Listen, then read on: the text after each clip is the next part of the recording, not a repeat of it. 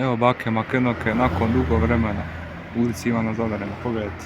Živa bakica, dobro je, pričao sam s njom malo kratko, kaže da je dobro. Dobila je vino od nekoga kao donacije, nekih sokova, dobija nešto i hrane, kruva malo i tako.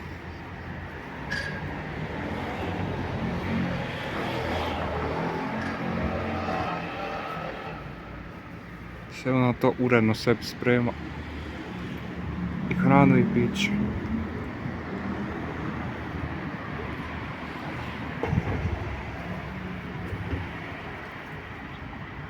Eto, živa je baka, dobro je.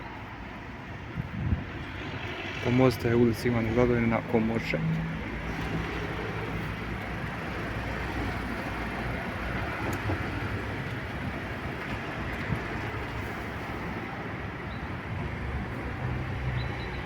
Jede krafno.